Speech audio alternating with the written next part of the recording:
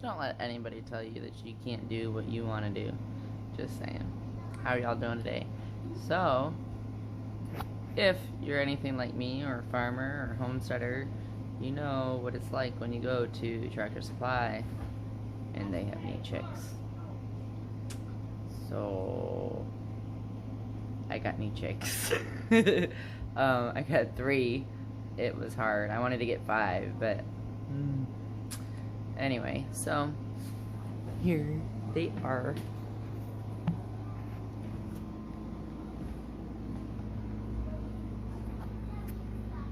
Little baby chickies. Still trying to get their heat just right.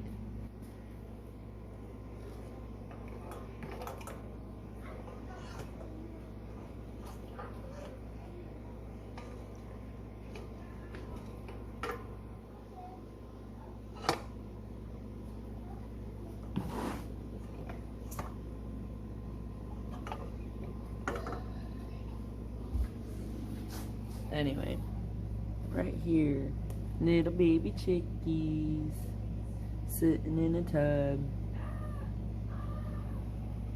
Anyway, the urge is strong.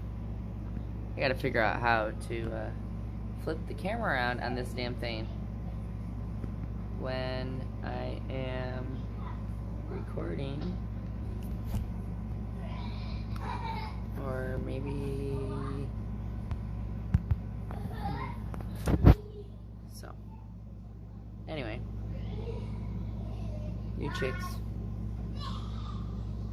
and a pregnant cat,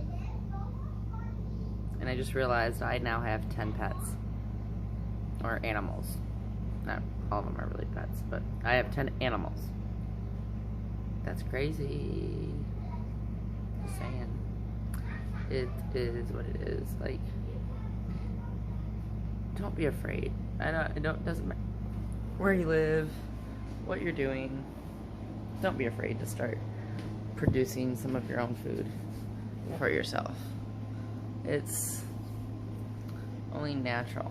Like, with everything that's going on with COVID, it's natural.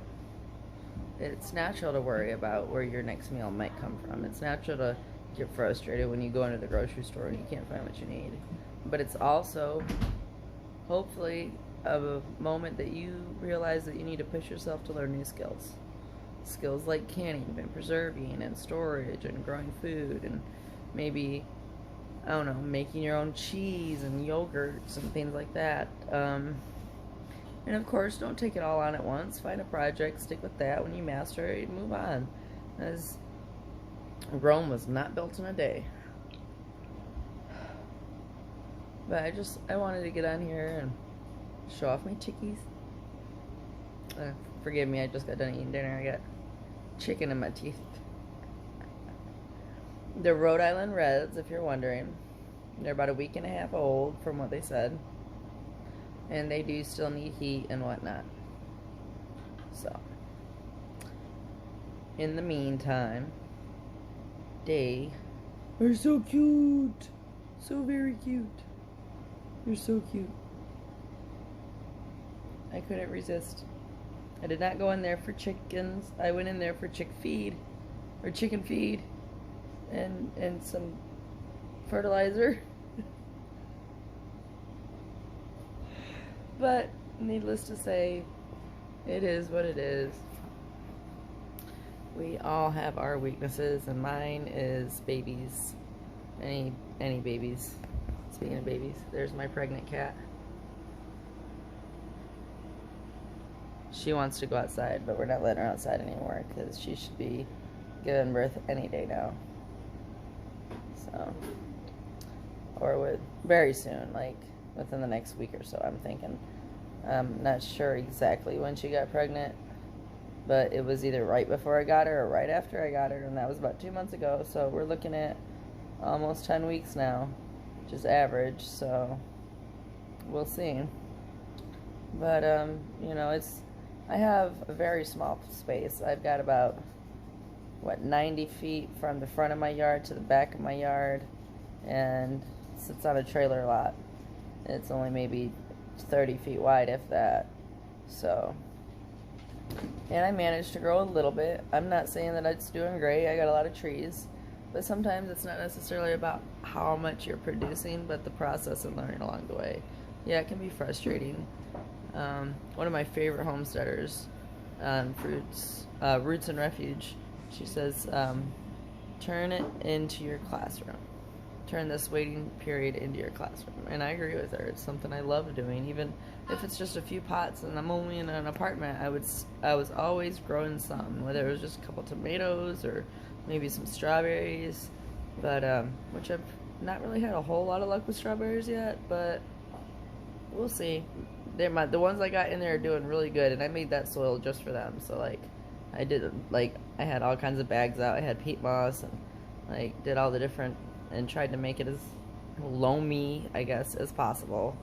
But they're doing really good. They, unfortunately, I did pick off the first couple flowers that they produced because I wanted it to have more foliage, and so hopefully it'll start producing more flowers. I did see one on it the other day, but I haven't been out there as much because it's really hot and I really can't handle the heat as much. So, but tomorrow I am going to try to do a video with some harvests. We got some cherry tomatoes finally ripening and some other stuff that's going on that I don't want to say because I want to show you. Anyway, so, you know, we all like to look at a lot of these channels that we watch and go, oh my goodness, hey, what are you doing? Doing a video. Wait, why? But sorry, I had to do something. So just remember that it doesn't matter what size yard you have, start now. And there's always something that we can do to provide something for ourselves. And in like cities, maybe if you live in a big building, you can talk to your apartment manager and see if they'd be willing to have a roofscape and do a roof garden. There's lots of places that do roof gardens, and you can get the majority of the sun there. I mean, your sun you get a lot. It's a lot easier to do it on a roof in the city than it is to do it in the yard, because you tend to get shaded by like buildings. But in New York and other big cities, they do things like roof gardens, and it can be a community thing maybe. And just remember that, you know, it does take food to survive. It takes food, which takes farming, which takes growing, which takes planting. We cannot make potato chips without potatoes. And guess where potatoes come from? The ground. They grow in the ground. We need food. We need real food. A lot of the food that we eat comes from real food, even if it's junk food.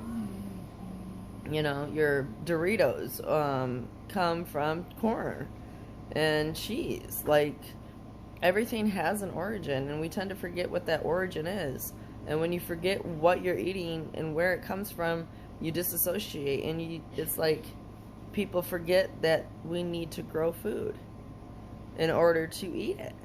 They forget where food comes from. There's kids that I've met here that come and visit my garden and didn't know that tomatoes grew on a plant, didn't know that certain things grew in the ground, didn't know where an egg came from, really. And that really shows a lack in our education system. It shows a lack in our food system. Like, yes, we have grocery stores, and we should have maybe grocery stores, but it shouldn't be the majority of everybody's that relies on grocery stores. Not everybody should be relying solely on a grocery store.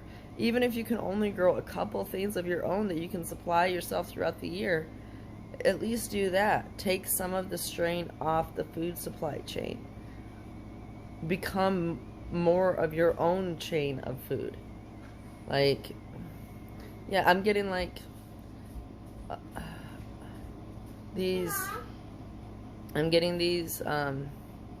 feelings like, you know, so many people just don't get it. They complain about the grocery stores, and they complain about certain things that they don't realize they really need. So, anyway, that's enough for my rant for the day. I'll talk to you later. I love you. Be fruitful and multiply. Have a great night. Bye.